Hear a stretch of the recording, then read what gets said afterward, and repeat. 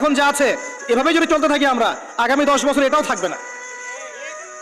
তখন আফসোস করতে হবে আগের 10 বছরই মনে হয় ভালো ছিল। হ্যাঁ, বিগত 10, 20, 30, 40, 50 থেকে যদি এভাবে কাজ করতে পারতাম হয়তো আজকে আমাকে অবস্থা দেখতে হতো না। কথাগুলো অনেকের মনোপুত হবে না আমি জানি, কিন্তু যাদের মনোপুত হবে না তাদের নিয়ে আমার মোটেও মাথা ব্যথা নাই। যেটা আপনাকে সত্য বলে মনে হচ্ছে এবং আল্লাহ আপনার কলবের মধ্যে ইনস্টল করেছেন কোরআন সুন্নাহর মানদণ্ড, এটা সত্য। এই সত্য বলার সৎ সাহস আপনার থাকা উচিত।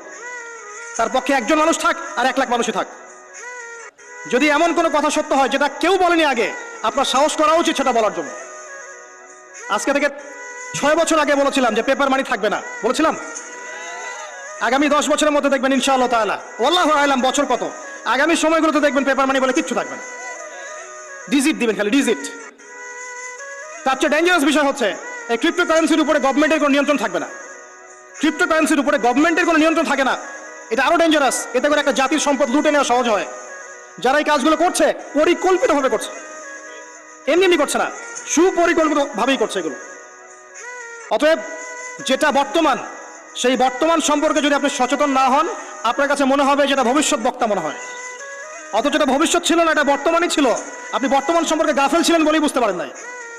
আর এখনো যেটা বললাম এটা বর্তমান, এটা ভবিষ্যৎ নয়। বর্তমান সম্পর্কে গাফেল থাকলে আপনি বুঝতে পারবেন না। লাহুম কুলুবুন লা ইয়াফকাহুনা বিহা ওয়া লাহুম আযানুন লা ইয়াসমাউনা বিহা ওয়া লাহুম আ'য়ুনুন লা ইউবসিরুনা বিহা উলাইকা কাল আনআম বাল হুম আদাল ওয়া উলাইকা হুমুল গাফিলুন।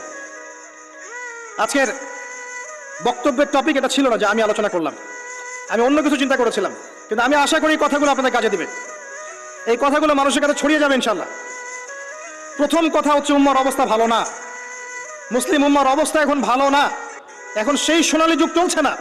এটা আবু বকর, ওমর, ওসমান, আলীর যুগ নয় রাদিয়াল্লাহু আনহুম। এটা উসমানীয় খেলাফত নয়, উমাইয়া, আব্বাসীয়, ফাতেমি খেলাফত নয়।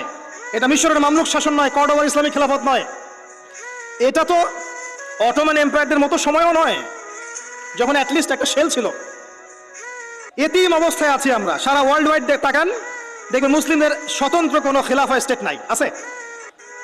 পুরো মুসলিম উম্মার দিকে তাকান, যেদিকে তাকাবেন সেদিকে মুসলিমরা মার খাচ্ছে। দেখবেন যে কোনো কান্ট্রি বেছে নেন, দেখবেন মার খাচ্ছে। পুরো উম্মার দিকে তাকান, মুসলিমরা আছে সবচেয়ে বড় সুদখোর। মুসলিমরা সুদ খাচ্ছে। মুসলিম উম্মার যুবকরা